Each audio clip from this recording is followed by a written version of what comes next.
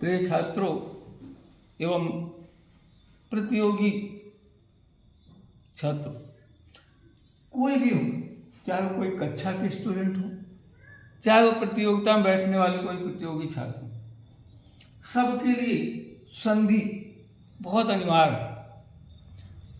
पता है, कल मैंने व्यंजन संधि के पूर्ण महत्वपूर्ण नियमों से आपको अवगत करा है। अब आज बहुत ही सरल विधि से विसर्ग संधि को मैं स्पष्ट करने जा रहा हूं। अगर आप गौर करेंगे तो कभी आपको दिक्कत नहीं जाएगी। देखिए, विसर्ग अपने आगे आने वाले स्वर वर्ण या व्यंजन वर्ण से मिलकर विकार उत्पन्न करता है। विसर्ग संधि, विसर्ग संधि।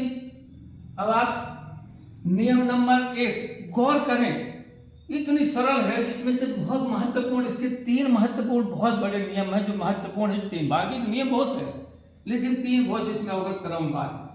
इसमें पहला नियम देखिए, जहां पर बीच में अवग्रह, ये अवग्रह का मतलब यश इसको बना रहता है, इसको हम अवग्रह बोलते हैं। उसी को गुरु चिन्ह के नाम से भी जाना जाता है और इसको अवग्रह बोलते हैं। जबकि समझने के हिसाब से आपको जो यश बना रहता है उसका नाम है अवग्रह। तो जहां यश बना हो बीच में अवग्रह है बीच में, लेकिन अवग्रह के पहले व्यंजन में ओ स्वर लगा हो।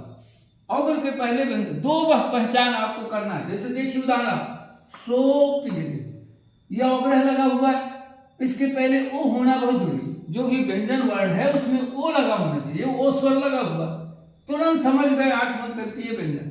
अगर यहाँ अवग्रह है और अगर ओ की मात्रा इसमें नहीं है, कोई दूसरे स्वर की है, तो फिर विसर्ग नहीं होगी, ये याद रखें। इसलिए ओ जरूरी। ये पहली पहचान आप समझ गए कि ये विसर्ग।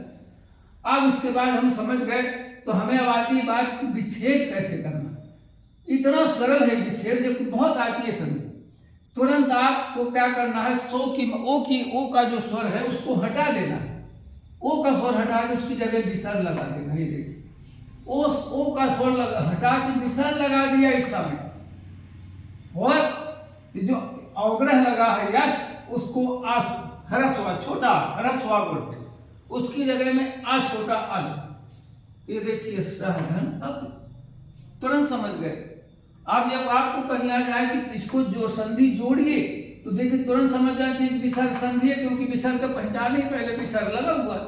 तो तुरंत समझ जाना चाहिए अगर इधर अगर छोटा आ है और इधर विसर्ग लगा है तो समझ जाए विसर्ग तो है ही। अगर हम जोड़ना है तो समझ जाना चाहिए आ अवग्रह की जगह बना हुआ है, तो अवग्रह लिख दिया, और इसकी जगह में ओ की मात्रा, ये देखो बन गई। क्या जोड़ने को चाहे तोड़ दो। इसी प्रकार बाल कोयम, देखिए तुरंत ओ पहचान लगा दी, वो भी है, स्वर लगा हुआ व्यंजन में और अवग्रह भी है। और तोड़ना है तो तुरंत अपन ओ को हटाया, वो स्वर को, तो बाल का उसकी जगह विसर्ग लगा दिया, और अवग्रह की जगह में आ, तो बाल का धन आए। इसी प्रकार अगर हमें जोड़ना है तो समझ गए कि ये विसर्ग इधर है, इधर आ है, इसका मतलब आ की जगह हमें जो है तो तुरंत जो है ना, ये इसकी जगह में आल पाल के ओ लगाना है, और इसकी जगह में आ मतलब अवग्रह से बना हुआ। आ मतलब अवग्रह, इधर अवग्रह लगा दोगे, और इधर इसका विसर्ग का मतलब है ओ। तो ऐसा कोई भी कितनी प्रकार चाहे जो भी आए, देखिए अरे जैसे को, ये को हम, ये देखिए को हम, तुरंत हमें समझ जाए कि पहचान लगा। अब हमें करना है तो तुरंत ओ का स्वर हटा दिया, को का धन, और ये हो गया अहम। ये कितना सरल कह धना। अगर जोड़ना है तो हम तुरंत इसको हटा करके इसकी जगह में ये दिया, ये लगा दी, अवग्रह हो गया, और इसको जगह में ओ की मात्रा लगा दी, बन गए। कितना सरल है। आपको एक बार समझ में आ गया कितनी सरलता के साथ हम कर सकते हैं, कोई भी हो। चाहे देखिए शिवोहम, शिवोहम, ये देखिए शिवोहम, कोई भी आए तुरंत समझ गए, अरे इसको तो हटा दो, विसर्ग लगाना, ये लगा दिए, ये विसर्ग, और इसकी जगह आप लेस मात्र भी दिक्कत नहीं। अगर जोड़ने को आती समझ जाओ विसर्ग संधि है, आय अवग्रह से बना हुआ है, ये देखिए लगा दो, और इसकी जगह ओ लगा दो, ये देखो ये हो गया। कितना है, इतनी सरल विधि है, इसको बहुत कठिन मानते हैं। और इतनी संधि, ये वाला नियम इतना ज्यादा आता है, बहुत आता है। अब नियम नंबर 2 में आ जाएगा, जहां पर बीच में रा आपको दिखे, वहां समझ जाओ विसर्ग संधि। राय, रा दिखे तुरंत विसर्ग संधि। कितना देखिए पूर्ण है रा की, तुरंत समझ गए कि अरे ये तो रा है। लेकिन ये रा है तो देखिए तुरंत, अब इसको कितना ना पहचान तो कितनी सरल होगी। अब जो तोड़ना है तो हमें रा तक जाना है, रा की जगह विसर्ग लगा देना है। रा की जगह हमें विसर्ग लगाना तोड़ते समय, विच्छेद करते समय।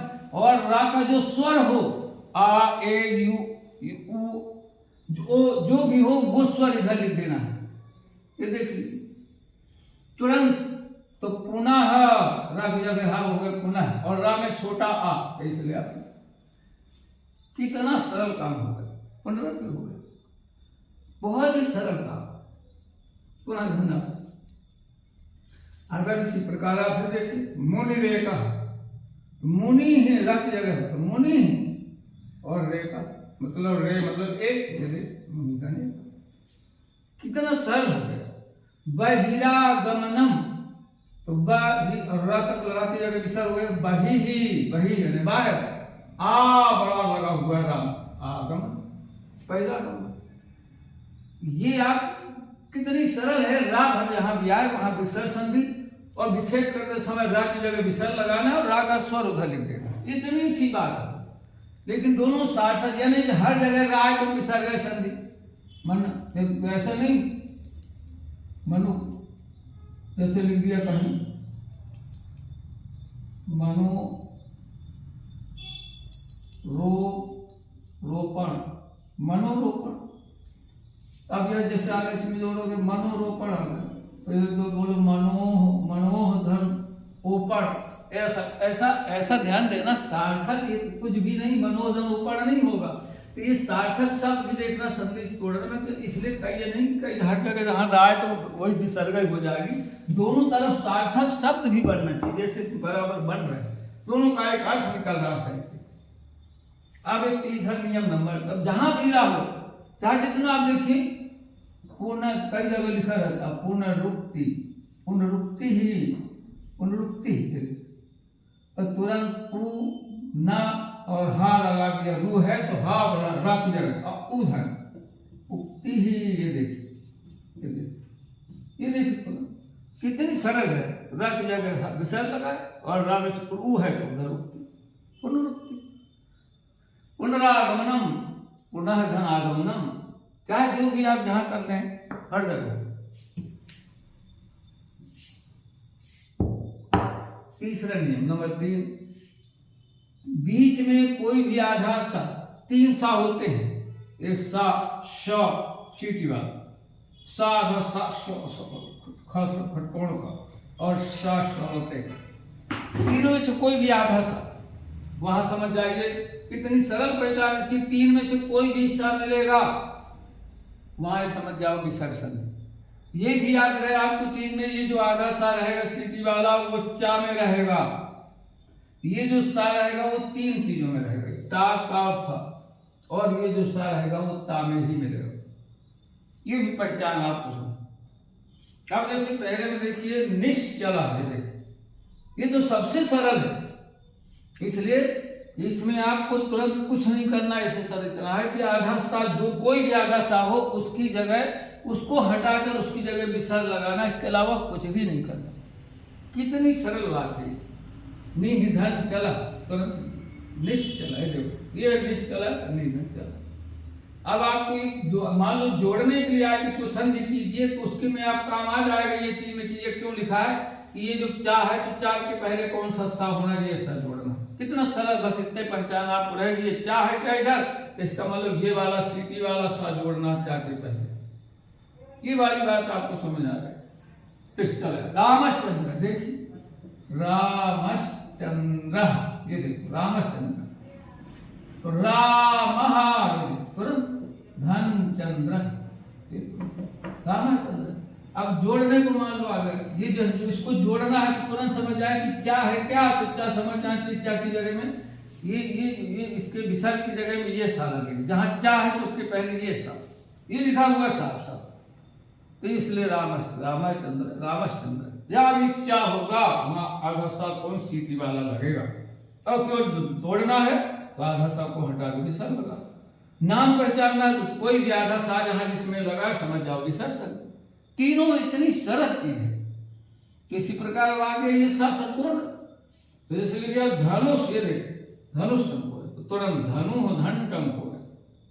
अब तुरंत अगर आगे इतना आगे आपको की संधि कीजिए तो तुरंत समझ जाना कि ये टा है, इस है तो विसर्ग संधि, इसके पहले टा के पहले सा षटकोण का लगेगा।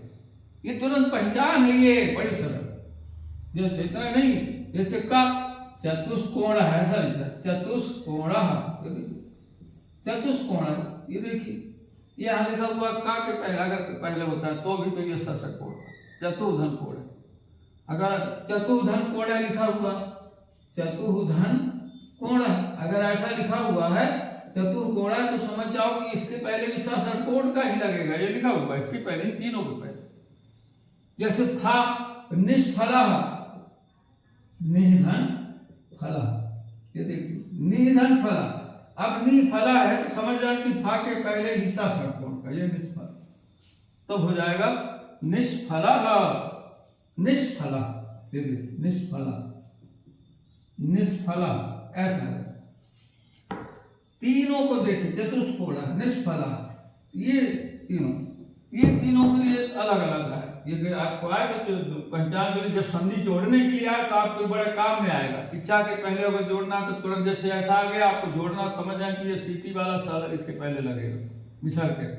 ता आता है या का आता है या फा आता है तो सा षटकोण का लगेगा, और ता आता है तीसरा देखिए, तो जैसे लिखा है नमस्ते, ऐसा देखिए, ये देखिए कैसे आता है, क्या आता है, रामस्तत्र, रामस्तत्र, देखिए तुरंत कोई इसमें तो बिल्कुल सरल, तो रामधन तत्र, कितना नाम पहचान विसर्ग की विसर्ग है, आधा सा कोई भी हो तोड़ना है, ये विसर्ग लगा दिया आधा सा की जगह।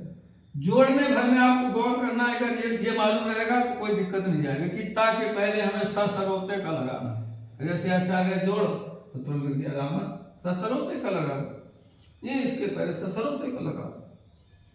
ऐसा जैसे नद्यास, नद्यास तीरे, ये देखो ये नद्यास तीरे, नद्याघन तीरे, नद्याघन तीरे, कितनी सरल बात है।